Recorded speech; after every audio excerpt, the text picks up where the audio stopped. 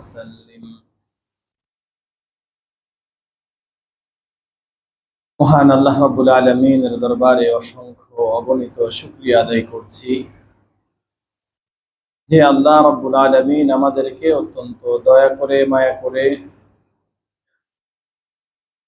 আমাদেরকে তার অসংখ্য অগণিত নেয়ামত রাজি থেকে নেয়ামত সমূহ দিয়ে উপভোগ করার মতো তৌফিক দিয়ে তার ইবাদত করার জন্য প্রস্তুত করে পবিত্র রমাদান মাসের জুমার দিনে মসজিদে আগে আগে আসার ও বসার, কোরআন ও সুন্নাহর আলোকে কিছু কথা বলার ও শোনার মতো তৌফিক দান করেছেন। সেই মহান মনিবের দরবারে অন্তঃস্থল থেকে শুকরিয়া আদায় করছি। জবান দিয়ে আওয়াজ করে জোরে জোরে বলি আলহামদুলিল্লাহ। আমরা গত 1-2 সপ্তাহ যাবৎ রমাদানের ফজিলত এবং যাকাত নিয়ে সামান্য আলোচনা করেছিলাম। আজকে যাকাতের অল্প কিছু মাসআলা এবং গুরুত্বপূর্ণ একটি আমল তথা ইতিকাফ নিয়ে সংক্ষিপ্ত পরিসরে আলোচনা করার চেষ্টা করব ইনশাআল্লাহ। আল্লাহ রাব্বুল আলামিন যেন সময়ের এই সংক্ষিপ্ত পরিসরে আমাকে গুরুত্বপূর্ণ কথাগুলো সংক্ষেপে তুলে ধরার তৌফিক দান করেন। সবাই বলি আমিন। যাকাত যাদের উপরে ফরজ হয় তারা যাকাত দিতে বাধ্য থাকবে। এই যাকাত যদি কেউ আদায় না করে তো অনাদায়ে তাকে জরিমানা দিতে হবে, সেটা দুনিয়ার জীবনেও এবং আখিরাতেও। দুনিয়াতে তার সম্পদের বরকত নষ্ট হবে, দুনিয়াতে নানা রকমের পেরেশানি লেগে থাকবে।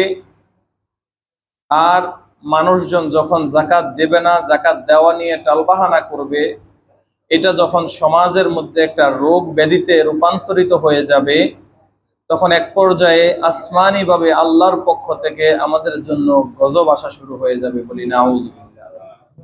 কেমন গজব আসবে? যে আল্লাহ রাব্বুল আলামিন তখন বান্দার জন্য রহমতের বৃষ্টি দেওয়া বন্ধ করে দেবেন। লাউলাল বাহাইম, যদি চতুষ্পদ জন্তু যেগুলো বৃষ্টির পানির উপরে নির্ভরশীল, যেগুলো রিজিক বৃষ্টির সাথে সম্পৃক্ত, এমন অবলা চতুষ্পদ জন্তু যদি পৃথিবীর বুকে না থাকতো, আল্লাহ তাআলা যদি তাদের রিজিকের কথা না ভাবতেন, তাহলে মনুষ্য জাতির এই পাপের কারণে বৃষ্টির যে ধারা এটা যে বন্ধ হয়ে যেত, সেটা আর কখনো চালু হতো না। শুধুমাত্র চতুষ্পদ জন্তুর উসিলায় তাদের রিজিকের কথা ভেবে আল্লাহ রাব্বুল আলামিন যে বৃষ্টি প্রদান করবেন, সেখান থেকে হয়তোবা মানুষ কিছুটা পেতে পারে, কিন্তু মানুষের যাকাত দেওয়া নিয়ে টালবাহানা করার কারণে যে অন্যায় হয়, যে পাপ হয়, যে গুনাহ হয়, এই গুনাহের শাস্তি হিসেবে আল্লাহ তাআলা রহমতের বৃষ্টি আর এই মানব জাতির জন্য দিবেন না। এখন এমনিতেই অনেক আগের তুলনায় বৃষ্টি কম হয়, আবহাওয়ার পরিবর্তন হয়ে গেছে অনেক। মানুষ গরম এখন অল্পতেই অসহ্য হয়ে যায়, শীত খুব কম পড়ে, গরম অনেক বেশি পড়ে। অনেক বেশি গরমের মধ্যে মানুষ যখন বেচাইন হয়ে যায়, যখন আল্লাহর কাছে দোয়া করতে থাকে যে আল্লাহ বৃষ্টি দেন, বৃষ্টি দেন, ফসল নষ্ট হচ্ছে, এই সেই নানা রকম, কিন্তু আল্লাহ তাআলা দোয়া কবুল করেন না। কেন? কারণ দোয়া কবুলের শর্তের মধ্যে যে জিনিসগুলো ছিল, সেই শর্তগুলো আমরা পুরা না করে বরং আমরা সম্পদের লোভে ডুবে গিয়ে যাকাত দেওয়া থেকে বিরত থাকি। যে কয়জনে দেয় যাকাত, তারাও সুন্দর মতো যাকাতের মাসআলা জেনে সেভাবে না দিয়ে নিজেদের মন গড়া যাকাত দেয়। কিছু লোক ইল্লা মা রহিমা রব্বি যারা আছেন, যে না সুন্দর মতো নিয়ম মেনে যাকাত দেন। এছাড়া দেখুন আমাদের দেশে একটা প্রচলিত প্রথা আছে, যারা যাকাত দেন তারা করেন কি, যে একটা নির্দিষ্ট জায়গা থেকে অল্প দামি কিছু কাপড় এনে তারপরে যাকাত প্রদান করেন। আমি এই যে সেদিনও গত সপ্তাহে সম্ভব্য ঢাকাতে গিয়েছিলাম, রাত্রে আসার সময় দেখলাম কয়েকটা দোকানের মধ্যে সেখানে বড় করে সাইনবোর্ডটা নিয়ে লেখা আছে, এখানে যাকাতের কাপড় পাওয়া যায়। আপনারা ঘুরলে আপনারাও পাবেন, পাবেন না যে তা না, আমি দেখেছি তাই বললাম। এটা আমি অনেক আগেও আপনাদেরকে প্রায় বলেছি। এই যে যাকাতের কাপড় পাওয়া যায়, যাকাতের ক্লথ পাওয়া যায়, যাকাতের পণ্য পাওয়া যায়, যাকাতের প্রোডাক্ট পাওয়া যায়, যেই শব্দে যেই অর্থেই বলি না কেন, যাকাতকে যুক্ত করে যেই প্রোডাক্টটা বিক্রি করা হচ্ছে যাকাতের পণ্য বলে, অর্থাৎ এখানে অল্প দামি জিনিস পাওয়া যায়। যাকাতের পণ্য বলতে তারা যেটা বোঝায়, যেখানে কোয়ালিটিফুল জিনিস না। আপনারা যারা চাচ্ছেন 1000 টাকার মধ্যে 10টা কাপড় নিয়ে 10 জনকে দিবেন, তাদের জন্য এখানে কাপড় আছে। অর্থাৎ 2 নাম্বার বা লো কোয়ালিটির কাপড়গুলো জাকাতের জন্য মানুষ নির্বাচন করে, সেই কাপড়গুলোকে জাকাতের কাপড় বলে মানুষ পরিচয় দেয়। অথচ আপনি আর আমি যদি কারো কাছে 1000 টাকা ঋণী হই, তাহলে সেই ঋণটা তাকে আমার টাকাই প্রদান করতে হবে। আমার নিজের মন গড়া মার্কেটে গিয়ে 2 নাম্বার কাপড় এনে তাকে বললাম যে ভাই 1000 টাকা আপনি পেতেন, এই নেন আপনার জন্য 1000 টাকার কাপড় নিয়ে আসছি, আপনি আর আমি কেউ এটা গ্রহণ করব? বলেন সুস্থ মাথায় বলেন, এটা কি আমরা গ্রহণ করব? তাহলে জাকাত তো যে দিবে তার জন্য এটা একটা ঋণ, যে জাকাতের হকদার সে এটা একটা পাওনা, এটা একটা ঋণের মতো। আমি ঋণ পরিশোধ করতে গিয়ে আমাকে কে বললো পণ্ডিতি করে 2 নাম্বার কাপড় এনে বা লো কোয়ালিটির কাপড় এনে কোয়ান্টিটি অনেক দেখাইলাম, কোয়ালিটি অনেক নিম্নমানের দিলাম, আর আমি আমার জাকাত আদায় করলাম, মানুষ অনেকজন দেখলো, আমাকে দানবীর বললো, জাকাত দাতা বললো, এতে উপকারটা কি হলো? এজন্য জাকাত দেওয়ার ক্ষেত্রে অবশ্যই অবশ্যই টাকা প্রদান করতে হবে। যাকে জাকাত দেওয়া হবে এটা তার হক। সে যদি আপনাকে বলে দেয় যে ভাই আমার টাকা না দিয়ে একটা পাঞ্জাবি দেন, এটা তার ব্যক্তিগত বিষয়। আপনার নিজের থেকে তার জন্য কাপড় কিংবা কোন রকমের কোন জিনিস এটা চুজ করা, এটা আপনার এখতিয়ারে নাই। এজন্য জাকাত যারা দিব তারা অবশ্যই অবশ্যই আমার সম্পত্তি কত, তার 2.5% কত আসে জাকাত দেওয়ার মতো, সেটা হিসেব করে তারপরে জাকাত দিব। নগদ অর্থ দিয়ে জাকাত দিব, ওই সমস্ত ছিঁড়াফাড়া তেনা কাপড় এগুলো দিয়ে দেওয়ার কোনো দরকার নাই। কারণ অধিকাংশ ক্ষেত্রেই আমি নিজের চোখে অনেকটা দেখেছি যে অনেকেই জাকাতের এরকম লাইন ধরে পাঞ্জাবি গ্রহণ করে, লুঙ্গি গ্রহণ করে, শাড়ি গ্রহণ করে। এই কাপড়গুলো বড় জোর হয়তোবা 1-2 মাস কখন কাজে লাগে, এরপরে আর কাজেও লাগাইতে পারে না। হয়তোবা শাড়িগুলো মহিলারা কিছুদিন পরতে পারে, কিন্তু বিশেষ করে পুরুষরা যে পাঞ্জাবিগুলো নিয়ে আসে, এই পাঞ্জাবিগুলো ওই ঈদের দিন যে পরে, এরপরে যে ফেলে দেয়, দ্বিতীয় দিন আর কখনো এই পাঞ্জাবি ধরে দেখে না, এমনও অনেক দেখেছি আমি। এজন্য প্রিয় ভাই, জাকাত দিব, যারে দিব, যার জন্য জাকাতের বিধান আল্লাহ তাআলা নাজিল করেছেন, ফরজ করেছেন, তারই যদি উপকার না হয়, তো এই জাকাত দিয়ে টালবাহানা করে লাভটা কি? পরিমাণ কম হোক বেশি হোক, আমার উপরে জাকাত যেটা ফরজ হয়েছে আমি সেটা আদায় করে দিব গরিব মিসকিন অসহায় যারা জাকাতের হকদার তাদের মাঝে।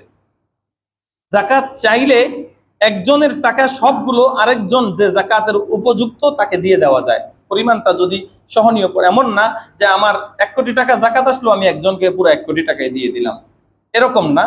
একটা সহনীয় পর্যায়ে ধরেন যেটুকু হলে মোটামুটি এই লোকটা একটা স্বাবলম্বী হয়ে যেতে পারবে, মানুষের কাছে আর পরের বছর জাকাত খাওয়া লাগবে না, মানুষের ধারে ধারে আর ঘোরা লাগবে না, এই পরিমাণ জাকাত একজনে চাইলেও দেওয়া যায়। এমনকি যদি কারো জাকাতের পরিমাণ খুব কম হয়, 2000 2500 এরকম হয়, এইরকম 10 জন মিলেও যদি চায় যে একজন লোককে স্বাবলম্বী করে দিবেন, এটাও বৈধ আছে, এটাও জায়েজ। বরং ক্ষেত্র বিশেষ এটা উন্নত চিন্তা এবং এটা উত্তম যে একজন মানুষকে এমন ভাবে জাকাত দিয়ে দেওয়া, পরের বছর যেন সে নিজেই অন্যকে জাকাত দেওয়ার উপযুক্ত হয়ে যায়। তাহলে সমাজের মধ্যে অভাবী লোকগুলো একটু মাথা উঁচু করে দাঁড়াতে পারবে, তাদের কষ্টগুলো বড় লোকদের মাঝে একটু ভাগাভাগি করে সমাজের একটু সৌন্দর্য বজায় থাকবে। জাকাত যাদেরকে দেব, এইরকম লোকের খাত আল্লাহ তাআলা পবিত্র কোরআনের মধ্যে স্পষ্ট ভাষায় বর্ণনা করে দিয়েছেন। ইন্নামাস সাদাকাত, নিশ্চয়ই এই সাদাকা অর্থাৎ এই যাকাত, লিল ফুকারা, যারা ফকির লোক আছে। এখন ফকির কোরআনের ভাষায় যেই শব্দে ফকির ব্যবহার করছে, আমাদের দেশের ফকির এখন বর্তমানে একটু অন্যরকম হয়ে গেছে। আমাদের দেশের এখন অনেক ফকির আছে, প্রফেশনাল ফকির, যাদের সম্পত্তি আমি আর আপনি যারা জাকাত দিচ্ছি তাদের তুলনায় অন্তত 2-3 গুণ বেশি। এমন ফকিরও আমাদের দেশে এখন অবস্থান করতেছে। ফকিরের বাড়ি আছে 2-3 তলা, কিন্তু এটা তার প্রফেশন, সেটা সে ছাড়তে পারতেছে না। বিশেষ করে পুরান ঢাকার দিকে গেলে দেখবেন আপনি এমন অনেকেরই পাবেন যাদের হয়তোবা 2-3 তলা 5 তলাও বিল্ডিং আছে, হয়তোবা সে যাতায়াতও গাড়ি দিয়ে করতেছে, কিন্তু ভিক্ষার সময়টার জন্য সে একটা নির্দিষ্ট জায়গা চুজ করছে, হোক সেটা কোনো মসজিদের সামনে বা কবরস্থানের সামনে বা যেখানে জনসমাগম বেশি হয়। তো ফকির যদি ওই রকম হয় যে আপনি বুঝতে পারেন আসলে এই লোকটার অভাব না, বরং এই লোকটার ভিক্ষা করাটা স্বভাব, যেটা যদি বোঝা যায়, আইডেন্টিফাই করা যায়, তাহলে এই লোককে জাকাত দেওয়া যাবে না। কিন্তু আক্ষরিক এবং বাস্তবিকভাবে যদি কেউ সত্যিকার অর্থে ফকির হয়, তাহলে সেই লোককে জাকাত দিবে এবং সেই হচ্ছে সর্বপ্রথম জাকাতের হকদার।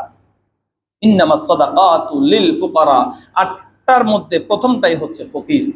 2 নাম্বার হচ্ছে মাসাকিন, মিসকিন যারা, হয়তোবা সে চলার মতো কোন রকম মানে খাওয়ার মতো উপযুক্ত তার কাছে আছে, কিন্তু তার ঘর বাড়ি নাই, সুকুন নাই, মাসকান নাই, তার থাকার মতো জায়গা বা ঘর বাড়ি নাই, এরকম অভাবী, তবে সে হয়তোবা দিনে এনে দিনে কোন রকম খেতে পারে, সে যে থাকবে থাকার মতো মাথা গোজার মতো ঠাঁই নাই, এরকম মিসকিন যারা আছে তাদেরকে দ্বিতীয় ধাপে যাকাত দেয়া যাবে। ফকিরের চেয়ে কোরআনের এই তারতিব অনুযায়ী বোঝা যায় ফকির হচ্ছে একদম যার কাছে খাবারেরও টাকা নাই, যার কাছে থাকারও অবস্থা নাই, আর মিসকিন হচ্ছে যার কাছে ঘরবাড়ি নাই কিন্তু খাওয়ার মতো উপযুক্ত মোটামুটি কিছুটা আছে। এজন্য ক্যাটাগরি ওয়াইজ যে যত বেশি অভাবী তাকে প্রায়োরিটি দিতে হবে আগে। ইন্নামা সাদাকাত লিল ফুকারা ওয়াল মাসাকিন ওয়াল আমিলিনা আলাইহা। কোন ব্যক্তি যদি, এখন আমাদের দেশে সেই সিস্টেমটা নাই যে যাকাতের ফান্ড একত্রিত করে সরকারিভাবে সেটা এলাকা ভিত্তিক এটাকে সার্ভে করে কে কে উপযুক্ত তাদেরকে দিবে, অর্থাৎ এই কাজের জন্য যারা নিযুক্ত থাকে তারা যাকাতের টাকাটা খেতে পারে, কিন্তু আমাদের দেশে যাকাতটা হচ্ছে যে যার যাকাত সে নিজে আদায় করে নেয়। এজন্য যাকাত প্রদানের জন্য ওই রকম ভাবে সাধারণত লোক রাখা হয় না। তো যদি কোথাও এইরকম সিস্টেম থাকে যে যাকাত প্রদানের জন্য লোক নিয়োগ করা হয়, তাহলে এই যাকাত প্রদানের কাজে নিযুক্ত ব্যক্তি যাকাতের অর্থ থেকে যাকাত খেতে পারবে, অর্থাৎ তার বেতন বা তার যেই পারিশ্রমিক সেটা যাকাতের টাকা দিয়ে দেয়া যাবে।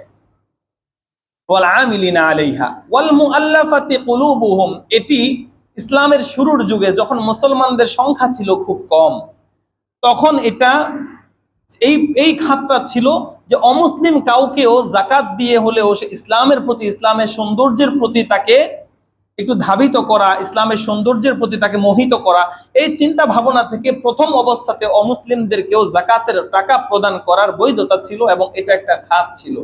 কিন্তু বর্তমানে কোনো অমুসলিমকে যাকাতের টাকা দেওয়া যাবে না, তাকে আপনি নকল সদকা করতে পারেন, অন্যান্য দান অনুদান দিতে পারেন, কিন্তু যাকাতের টাকা কোনো অমুসলিমকে বর্তমানে এই চিন্তা করে দেয়া যাবে না যে সে ইসলামের প্রতি সফট কর্নার আসুক। কারণ আলহামদুলিল্লাহ সুম্মা আলহামদুলিল্লাহ মুসলমানদের সংখ্যা এত পরিমাণ বেড়েছে, এখন সংখ্যার আধিক্যতার আর প্রয়োজন নাই। যেটুকু সংখ্যা বেড়েছে এই সংখ্যার এই লোকদের মধ্যে ইমানের বৃদ্ধির, ইমানের সৌন্দর্যের, ইমানের খাঁটি হওয়ার বড় প্রয়োজন। নতুন করে মুসলমান হওয়ার চেয়ে যারা আমরা মুসলিম আছি আমাদেরকেই এখন ইসলামের মধ্যে ঢোকা বেশি প্রয়োজন হয়ে পড়েছে। কারণ আমরা এখন নামে মাত্র মুসলিম হলেও কাজে কর্মে এখন আর ইসলামের মধ্যে অনেক বেশি আমরা দূরে চলে গেছি, ইসলামের মধ্যে নাই। এজন্য কাউকে নতুন করে ইসলাম গ্রহণের জন্য যাকাতের টাকা প্রদান করার সেই প্রয়োজনীয়তা এখন আর বাকি নাই। ওয়াফির রিকাব, একটা সময় দাস প্রথা বা গোলাম প্রথা ছিল, যখন মানুষ বেচা কেনা হতো টাকার বিনিময়ে। সেটা যেহেতু এখন আর প্রচলিত নাই, সেই প্রথাটা যেহেতু এখন নাই কোথাও, এই জন্য এই খাতটাও এখন আর প্রয়োজনীয়তা না বা এটা এখন আর চলমান নাই।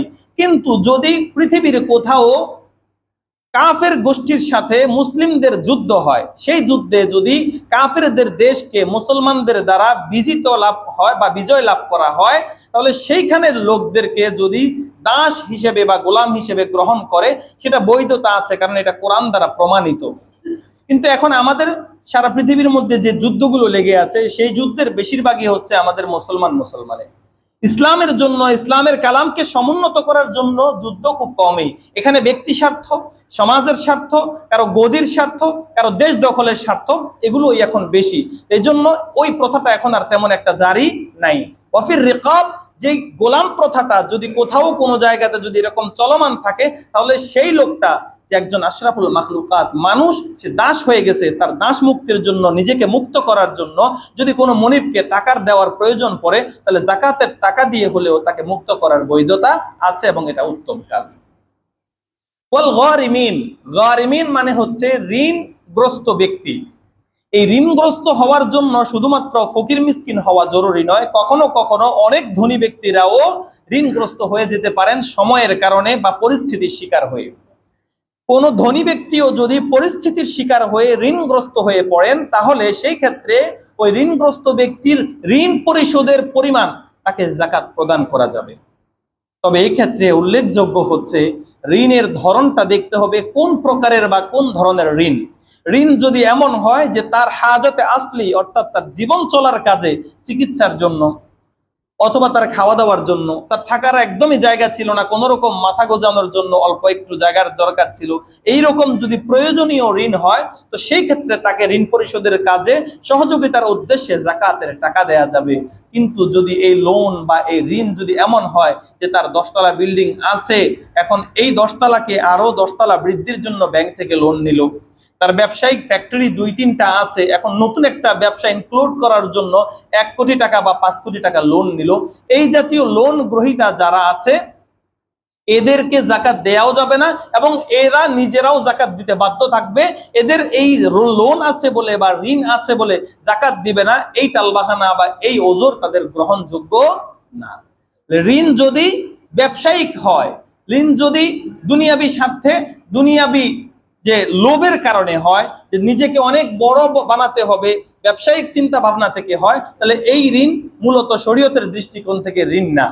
আর যেই ঋণটা তার জীবন চলার পথে জীবন থমকে গেছে, জীবন থেমে গেছে, যে এটা না নিলে সে চলতেই পারতেছে না, এইরকম যদি কেউ ঋণ গ্রহণ করে, এইরকম ঋণ গ্রহীতা ব্যক্তিকে জাকাত প্রদান করে তার ঋণ মুক্তির ব্যবস্থা করে দিতে পারবে জাকাতের অংশ থেকে।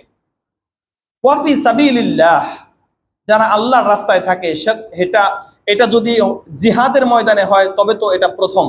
যদি কেউ আল্লাহর কালামকে সমুন্নত করার জন্য জিহাদের ময়দানে বের হয়ে যায়, ফি সাবিলিল্লাহ, আল্লাহর রাস্তায় যদি বের হয়, তাহলে এই লোককে যাকাতের টাকা দেয়া যাবে, যদিও সে অনেক বেশি অর্থের মালিক হয়ে থাকে। তথাপি শুধুমাত্র জিহাদের ময়দানে যতদিন থাকবে ততদিন পর্যন্ত তাকে অর্থ দিয়ে সহায়তা করা যাকাতের টাকা থেকে বৈধ। সাবিলিল্লাহর মধ্যে কেউ যদি এমন হয় যে তার ঈমান আমল বানানোর জন্য আল্লাহর রাস্তায় তাবলিগেও বের হয়েছে, কিন্তু তার কাছে ওই পরিমাণ সম্পত্তি নাই, তাহলে এই ক্ষেত্রে কেউ নিজের ঈমান বাঁচানোর জন্য এবং জাতির ঈমান রক্ষার কাজে নিজেকে নিয়োজিত করার জন্য যদি ফি সাবিলিল্লাহ বের হতে হয়, তো এই লোককেও যাকাতের টাকা দিয়ে মোটামুটি সহযোগিতা করা যাবে, কারণ এটা দ্বীনের একটা কাজ। ওয়াবনি সাবিল, এটা হচ্ছে মুসাফির ব্যক্তি। এখন হয়তোবা এটা একটু আমাদের জন্য সহজ হয়ে গেছে, কারণ এখন মোবাইল ব্যাংকিং এসে গেছে, বিকাশ, নগদ, রকেট, বিভিন্ন কিছু আসার কারণে এটা সহজ হয়ে গেছে যে কোনো জায়গাতে গেলেই এখন টাকার ব্যবস্থা করা যায়। কিন্তু এটা আজ থেকে হয়তোবা 10-15-20 বছর আগে এটা এতটা সহজলভ্য ছিল না।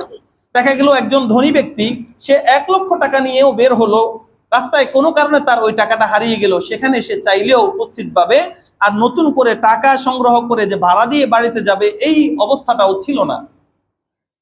এই রকম ক্ষেত্রে ধনী ব্যক্তিও যদি মুসাফির অবস্থাতে দরিদ্রের মতো হয়ে পড়ে, তাহলে এই লোককেও সাময়িক পর্যায়ে ওই সফর অবস্থায় তার সফর পরিচালনার জন্য সহযোগিতা করা, এবং ওই সহযোগিতাটা যাকাতের টাকা দিয়ে করার বৈধতা ছিল, এবং এখনো যদি সেই অবস্থা কারো ক্ষেত্রে প্রযোজ্য হয়, তাহলে তাকে যাকাতের টাকা দিয়ে হলো সহযোগিতা করার বৈধতা আছে।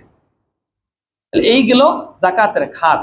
এই খাতের মধ্যে চাইলেও যদি আমার ছেলে অনেক গরিব হলো, অনেক একদম ফকির, একদম মিসকিন, এরপরেও আমি চাইলে আমার ছেলেকে যাকাতের টাকা দিতে পারবো না। আমার বাবাও যদি একইভাবে অনেক গরিব, অনেক মিসকিন হয় বা এই যাকাতের ক্যাটাগরির মধ্যে পড়ে, সন্তান তার বাবাকে যাকাত দিতে পারে না। অর্থাৎ যাকাত দেওয়ার ক্ষেত্রে রেস্ট্রিকশন হচ্ছে, আমি যাদের মাধ্যমে পৃথিবীতে এসেছি এবং যারা আমার মাধ্যমে পৃথিবীতে এসেছে। অর্থাৎ যেমন আমার পৃথিবীতে আসার পিছনে অবদান কাদের? আমার বাবা মায়ের। এটা দুনিয়াবি দৃষ্টিকোণ থেকে মূলত তো আল্লাহ তাআলা পাঠিয়েছেন। আমার বাবা মার মাধ্যমে আমি পৃথিবীতে আসছি। তাহলে আমার বাবা মা কাদের মাধ্যমে আসছে? আমার দাদা দাদি এবং নানা নানি। অর্থাৎ এইভাবে আমার বাবা মা, দাদা দাদি, নানা নানি উপরে যদি আরো কেউ জীবিত থাকেন, এই রকম লোকদেরকে সম্মানার্থে যাকাতের টাকা দেয়া যাবে না। এদেরকে দিলে আপনার স্বচ্ছ অর্থ থেকে আপনি নফল ভাবে দান করতে পারেন, হাদিয়া দিতে পারেন, কারণ এদের খোরপোশের দায়িত্বও অনেকটা আমাদের উপরে বর্তায়। এই জন্য যাদের মাধ্যমে পৃথিবীতে আসার ব্যবস্থা আল্লাহ তাআলা আমাদেরকে করেছেন, তাদেরকে যাকাতের টাকা দিয়ে ট্রিট করা যাবে না। একইভাবে আমার নিচে যারা আছেন, আমার অধীনস্থ যারা আছেন, আমার ছেলে, আমার মেয়ে, আমার ছেলের ছেলে মেয়ে, আমার মেয়ের ছেলে মেয়ে, এই জাতীয় আমার নিচে যারা অধীনস্থ আছেন, যাদের পৃথিবীতে আগমন আমার মাধ্যমে হয়েছে, বা আমি যাদের দাদা বা নানা হয়ে গিয়েছি, নানি বা দাদি হয়ে গিয়েছি, তাদেরকেও যাকাত দিয়ে ট্রিট করা যাবে না, যাকাতের অর্থ তাদেরকে প্রদান করা যাবে না। কারণ তারা তো আমার অধীনস্থ, তাদেরকে তো দেওয়া এমনিতেই আমার জিম্মাদারি, তাহলে যাকাত তাদেরকে কেন দেব? আমি ধনী থাকা অবস্থায় তারা গরিব হবে কিভাবে? তাদের উপরে যাকাত খাওয়ার যে বৈধতা সেটা আসবে কিভাবে? এজন্য যারা আমার উপরে এবং যারা আমার নিচে, এইরকম সোজাসুজি উপরে ও নিচে এই লোকদেরকে জাকাত দেয়া যায় না। সাইডে যারা আছে, যেমন আমার ভাই আছে, আমার বোন আছে, আমার চাচা আছে, আমার ফুফু আছে, আমার খালা আছে, মামা আছে, এই আত্মীয় স্বজন খুবই নিকটের এরাও, কিন্তু এদেরকে জাকাতের টাকা দান করা যায়, জাকাতের অর্থ প্রদান করা যায়। অর্থাৎ সাইডে যারা আত্মীয় স্বজন আছে তাদেরকে চাইলে আপনি দিতে পারেন, সে হোক আপনার আপন ছোট ভাই, হোক আপনার আপন বড় ভাই, হোক আপনার আপন ছোট বোন কিংবা বড় বোন, আপনার দুলাভাই, এতে কিচ্ছু যায় আসে না। যেইটুকু বলেছি উপরে এবং নিচে এরা ছাড়া বাকি আশপাশে যত আত্মীয় স্বজন আছে, যত নিকটতম হোক, তাদেরকে দিতে পারবেন। তবে স্ত্রীকে দেয়া যাবে না, স্ত্রীকে জাকাত দেয়া যাবে না। কেন দেয়া যাবে না? কারণ স্ত্রীটা আমার আপনার অধীনস্থ, সে তো আমার মূল টাকার মালিকই ইচ্ছে, তো তাকে আবার আমি জাকাত দেব কিসের? তবে কোনো ক্ষেত্রে যদি এমন হয় স্ত্রীর ব্যক্তিগত সম্পত্তি আছে, তার উপরে জাকাত ফরজ হয়ে গেছে, কিন্তু স্বামী একদম গরিব মিসকিন টাইপের পড়ে গেছে বা অনেক ঋণগ্রস্ত হয়ে গেছে, চাইলে স্ত্রীর জাকাতের অর্থ দিয়ে স্বামীকে সহযোগিতা করা যায়। তবে এই ক্ষেত্রে মতবিরোধ আছে আলেমদের মধ্যে, কেউ কেউ বলেছেন এটা বৈধ, কেউ আবার অবৈধ বলেছেন। এই জন্য স্ত্রীর টাকা থেকে স্বামী জাকাত গ্রহণ না করাটাই নিরাপদ, যেহেতু এখানে ইখতিলাফ বা মতবিরোধ হয়ে গেছে। এইরকম জাকাত যারা দেব তারাও আমরা বুঝে শুনে কাদেরকে দিচ্ছি এটা দেখে দেব, আর জাকাত গ্রহণ যারা করব তারাও দেখব যে পাইলাম একজনে দিল আর নিয়ে নিলাম না, এরকম না, আমি কি সত্যিকার অর্থে জাকাতের উপযুক্ত কিনা এটা একটু দেখব। আর জাকাত অবশ্যই অবশ্যই যেই কোনো ব্যক্তিকে দিতে হবে, কোনো প্রতিষ্ঠানকে, কোনো প্রতিষ্ঠানের উন্নয়ন কল্পে নির্মাণের কাজের জন্য জাকাতের অর্থ প্রদান করা যাবে না। কেউ দিলেও এই টাকা যে বা যারা গ্রহণ করবে তারা উন্নয়নমূলক কাজে কিংবা নির্মাণের কাজে, হোক সেটা মাদ্রাসা কিংবা মসজিদ, কোনো ক্ষেত্রেই এটা উন্নয়নের কাজে জাকাতের টাকা ব্যবহার করা যাবে না। এজন্য যারা মাদ্রাসায় জাকাত দেই তারা এটা মাথায় রেখে এবং এই অর্থে দিতে পারি যে এখানে অনেক মিসকিন, গরিব, অসহায় লোক বা ছেলেরা পড়াশোনা করে, এদের দায়িত্ব বা এদের জামিনদার হিসেবে একজন ওকিল এদেরকে দেখাশোনা করে একজন অভিভাবক, সেই অভিভাবকের হাতে অর্থটা দিলাম এই কথা বলে বা এই শর্তে যে আপনি জাকাতের এই টাকাগুলো যারা জাকাতের হকদার আছে এমন ছাত্র তাদের পিছনে ব্যয় করবেন। কারণ কোনো ছাত্রকে যদি আমি 2000 টাকা দিয়ে দেই যে সে তার পড়াশোনার কাজে চালাবে, সে কি আমার মাদ্রাসার বিল্ডিং করার জন্য এই টাকাটা দিয়ে দিবে? আমি তাকে না দিয়ে যদি আমার বিল্ডিং এর জন্য যদি ব্যবহার করি আর বলি যে ছাত্রদেরই তো উন্নয়নের জন্য, এইটা বৈধ হবে না। এজন্য ছাত্ররা যেটার জন্য হকদার এবং যেই লোকেরা ছাত্রদের জন্য তাদের পড়াশোনার কথা চিন্তা করে জাকাত দেয়, এটা শুধুমাত্র তাদের পিছনেই ব্যয় করতে হবে সরাসরি, যে তাদের হয়তো খাওয়া দাওয়ার পিছনে, তাদের কাপড় চোপড়ের পিছনে, বা তাদের যে থাকা খাওয়া এই জাতীয়। এখন তারা এখানে আমার কাছে আসছে, আমি তাদের পিছনে এই টাকা খরচ করতে পারবো, কিন্তু তাদের জন্য বা তাদের পরবর্তী জেনারেশন কবে আসবে তাদের জন্য গচ্ছিত করে টাকা রেখে দিয়ে বিলম্ব করা, এইটা কখনোই জাকাত যারা প্রদান করে তাদের উদ্দেশ্যের সাথে সামঞ্জস্যপূর্ণ হয় না। এই জন্য কোনো প্রতিষ্ঠানের দায়িত্বে যারা থাকবেন তারা যদি এমন করেন যে দীর্ঘদিন যাবৎ জাকাতের টাকা বা সদকার টাকা বা ফিতরার টাকা শুধু কালেক্ট বা গ্রহণ করতেছেন কিন্তু খরচ করছেন না কিংবা খরচ করার জায়গা পাচ্ছেন না, তাহলে তার পরের বছর থেকে জাকাত গ্রহণ করার মতো এবিলিটি বা যোগ্যতা বা ক্ষমতা বা অনুমতি আপনাদের জন্য তখন আর থাকবে না। এজন্য জাকাতের টাকা দিতেও হবে ব্যক্তিকে এবং খরচও করতে হবে ব্যক্তির পিছনে। কোনো প্রতিষ্ঠানের উন্নয়নের জন্য, ঘরবাড়ি নির্মাণের জন্য জাকাতের টাকা দেয়া যাবে না এবং দিলেও কেউ সেটা ব্যবহার করা যাবে না। আচ্ছা, রাসূল সাল্লাল্লাহু আলাইহি ওয়াসাল্লাম রমাদানের মধ্যে, জাকাত নিয়ে ইনশাআল্লাহ পরবর্তীতে আমরা আরো পার্সোনাল ভাবে আলোচনা করব, যেহেতু আমাদের সময় খুব কম, এই জন্য ইতিকাফ নিয়ে সংক্ষিপ্ত আলোচনা করছি। রাসূলুল্লাহ সাল্লাল্লাহু আলাইহি ওয়াসাল্লাম রমাদানের শেষের দিকে এলে, বিশেষ করে শেষ 10 দিন কি করতেন? যে আহইয়াল লাইলা ওয়া আইকাদাহু, তিনি রাত্রি জাগরণ নিজেও করতেন, তার পরিবারের লোকজনদেরকেও জাগাতেন। ওয়া জাদ্দা ওয়া শাদ্দাল মিজার, খুব উদ্দীপনার সাথে, আগ্রহের সাথে রাত্রি যাপন করে ইবাদতের মধ্যে তিনি রাত কাটাতেন। কখন? ইদা দাখালাল আশর, যখন এই রমাদানের শেষ দশক এসে যেত। তাহলে কেন এই শেষ 10 দিন রাসূল সাল্লাল্লাহু আলাইহি সাল্লাম রাত্রি জাগরণ করতেন? কারণ আল্লাহ তাআলা পবিত্র কোরআনের মধ্যে বর্ণনা করেছেন, নাজিল করেছেন। আল্লাহ তাআলা বলেন, লাইলাতুল কদরি খায়রুম মিন আলফি শাহর, রমাদানের মধ্যে এমন একটি রাত আছে লাইলাতুল কদর, যে রাতটাকে লাইলাতুল কদর বলা হয়। এই একটা রাত খায়রুন, এটা উত্তম হবে মিন আলফি শাহর, 1000 মাসের চেয়ে। সুবহানাল্লাহ। 1000 মাস যদি কেউ ইবাদত করে, 1000 মাসকে যদি আমরা বছর দিয়ে কনভার্ট করি তাহলে 84 বছরের মতো হয়। এই 84 বছর যাবত কেউ যদি ইবাদত করে, যেই ফজিলত, একটা রাত যদি কেউ লাইলাতুল কদর পেয়ে যায়, তো ওই এক রাতের ইবাদত এই 84 বছরের ইবাদতের থেকে ও খায়ের, মানে উত্তম। এইরকম রাতটাকে আল্লাহ রাসূল সাল্লাল্লাহু আলাইহি ওয়াসাল্লাম যেন পেয়ে যান, এই জন্য শেষ 10 দিন যাবত এটা খুঁজতেন। এবং এই রাতটা এত বেশি ফজিলতময় যে মান কামা লাইলাতাল কদরি ঈমানান ওয়া ইহতিসাবা গুফিরা লাহু মা তাকদ্দামা মিন যামবি। কোন ব্যক্তি যদি সওয়াবের আশায় ঈমানের সাথে এই একটা রাত শুধু ইবাদতের মধ্যে কাটাতে পারে, তা আল্লাহ রাব্বুল আলামিন তার অতীত জীবনের সমস্ত গুনাহগুলো মাফ করে দিবেন। সুবহানাল্লাহ। তাহলে আল্লাহ রাসূল সাল্লাল্লাহু আলাইহি ওয়াসাল্লাম যখন দেখলেন এক রাত ইবাদত করলে 84 বছর ইবাদত করার চেয়েও বেশি ফজিলতময়, একটা রাত ইবাদত করলে জীবনের সমস্ত গুনাহগুলো মাফ করানো যায়, এই জন্য উম্মতকে শিক্ষা দেওয়ার জন্য, কারণ রাসূল সাল্লাল্লাহু আলাইহি ওয়াসাল্লামের তো অতীতে কোনো গুনাহই ছিল না, সমস্ত গুনাহ আল্লাহ অগ্রিম ক্ষমা করে দিয়েছেন। তাহলে উম্মত যেন শিখতে পারে যে উম্মত, তুমি গুনাহ করতে করতে তোমার 80 বছর 60 বছর 70 বছর পেরিয়ে গেছে, গুনাহ ক্ষমা করানোর কোনো উপলক্ষ পাচ্ছ না, সুযোগ পাচ্ছ না, এতদিনের নামাজ, এতদিনের গুনাহ তুমি চাইলেও ছাড়তে পারতেছো না, বা এতদিনের যে গুনাহগুলো তুমি রিকভারি করে আনবা পারতেছো না, আল্লাহ রাব্বুল আলামিন তোমাকে স্পেশাল একটা অফার দিবেন, যে একটা সুযোগ, একটা অফার কাজে লাগালে তোমার পুরো জীবনের জন্য যথেষ্ট হয়ে যাবে। সুবহানাল্লাহ। এজন্য ওই রাতটাকে খোঁজার জন্য আল্লাহ রাসূল সাল্লাল্লাহু আলাইহি ওয়াসাল্লাম রমাদানের শেষ দশকে এসে পুরোপুরি রাত জাগরণ করতেন, রাত্রি জাগরণ করে নিজে ইবাদত করতেন, পাশাপাশি অন্যদেরকেও ইবাদতের জন্য উদ্বুদ্ধ করতেন। কারণ ওই একটা রাত কোন দিন সেটা নির্দিষ্ট না। আমরা যদিও সেটাকে 27-8 দিন ধরে নিয়েছি, হতে পারে 27-8 দিন, অস্বীকারের সুযোগ নাই, যেহেতু 27টা ও 10 দিনের ভিতরেই আছে শেষ। বিজোড় রাত্রি বললে বিজোড়ের মধ্যেও আছে, কিন্তু এটা নিশ্চিত নয় যে 27-8 দিনই হবে, 25-8 দিন না হতে পারে, বা 23-এর দিন হবে না, 21-এর দিন হবে না, 29 হবে না, এরকম ধরার কোনো সুযোগ নাই। 27-8 দিন হওয়া সুযোগ আছে এবং সম্ভাবনা আছে, কিন্তু এটা সম্ভাব্য মাত্র, সন্দেহজনক। এজন্য নিরাপদ হচ্ছে, যেহেতু এত ফজিলতময় একটা রাত, এটাকে খোঁজার জন্য অন্তত 7টা-10টা দিন এটার পিছনে ব্যয় করা। এজন্য রাসূল সাল্লাল্লাহু আলাইহি ওয়াসাল্লাম বলেছেন, ইলতামিসু ফিল আশরিল আওয়াখির মিন রমাদান, রমাদানের শেষ দশকের মধ্যে তোমরা এই লাইলাতুল কদরকে অন্বেষণ করো। তবে কিছু কিছু হাদিসে 10 দিনের মধ্যে আবার স্পেশাল করে শুধুমাত্র বেজোড় রাত্রির কথা আল্লাহ রাসূল সাল্লাল্লাহু আলাইহি ওয়াসাল্লাম বলে দিয়েছেন, ফিল আশরিল আখির মিনাল উইতর, যে বেজোড় রাত্রিগুলোর মধ্যে শেষ দশকে তোমরা লাইলাতুল কদর অন্বেষণ করো।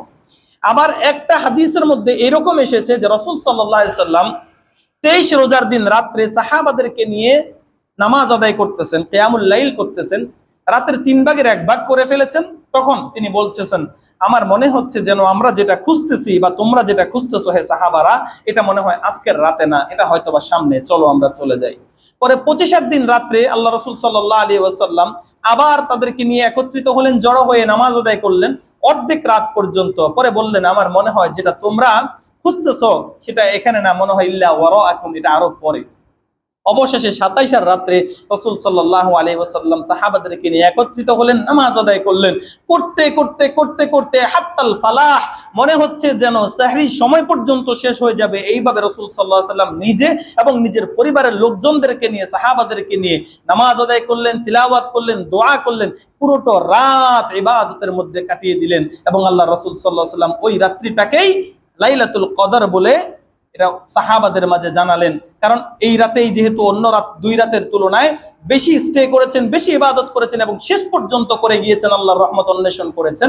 এজন্য বোঝা যায় যে এই হাদিস থেকে লাইলাতুল কদরটা 27 দিন হওয়ার সম্ভাবনা বেশি, কিন্তু এটা সুনিশ্চিত নয় যে এই দিনই হবে, আগে পরে হবে না। এজন্য আমাদের উচিত হবে এরকম একটা গুরুত্বপূর্ণ রাতকে রাসূল সাল্লাল্লাহু আলাইহি ওয়াসাল্লামের আদলে, রাসূলের সুন্নাহ অনুযায়ী খোঁজ করা, অন্বেষণ করা। এই জন্য সব থেকে নিরাপদ পদ্ধতি, নিরাপদ পন্থা হচ্ছে 10টা দিন মসজিদের মধ্যে থাকা। এটাকে শরীয়তের পরিভাষায় ইতিকাফ বলা হয়। আর ইতিকাফের নিজস্ব একটা ইবাদত হিসেবে ফজিলত আছে, সেটি হচ্ছে রাসূলুল্লাহ সাল্লাল্লাহু আলাইহি ওয়াসাল্লাম বলেন, মান ইতাকাফা ইয়াওমান ইবতিগা ওয়াজহিল্লাহ জাআলাল্লাহু বাইনাহু ওয়া বাইনান নারি সালাসা খানাদিক। সুবহানাল্লাহ।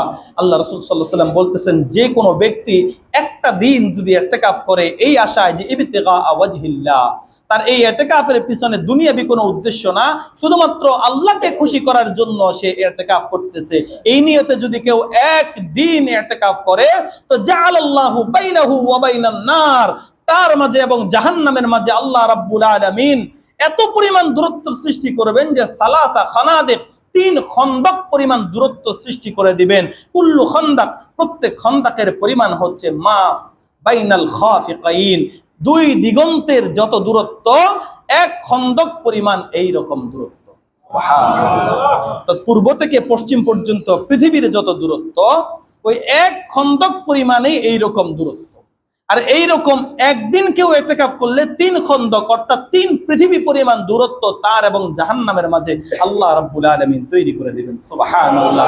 তাহলে যেই লোকটা 10টা দিন ইতিকাফের মধ্যে থাকবে, সে জাহান্নাম থেকে কত দূরে চলে যাবে, আর জাহান্নাম থেকে যে যত বেশি দূরে যাবে, সে জান্নাতের তো তত বেশি কাছে চলে যাবে। সুবহানাল্লাহ। এজন্য যারা আমরা পাপ করতে করতে অনেক পাপী হয়ে গেছি, নিজেকে ক্ষমার অযোগ্য বলে মনে করতেছি, এইরকমও যদি আমরা কেউ থেকে থাকি বা মনে করে থাকি, এবং এটা মনে করা উচিত আমাদের যে আমাদের মতো এরকম পাপী আর কেউ নাই, তারাও এই ইতিকাফটাকে আমলের মধ্যে এনে যদি একটা লাইলাতুল কদর ভাগ্যে আনতে পারি, কোনোভাবে আল্লাহর থেকে যদি পেয়ে যাই, তাহলে আশা করা যায় ইনশাআল্লাহ আমার জীবনের জন্য পুরো ওই একটা রাত যথেষ্ট হয়ে যাবে। সুবহানাল্লাহ।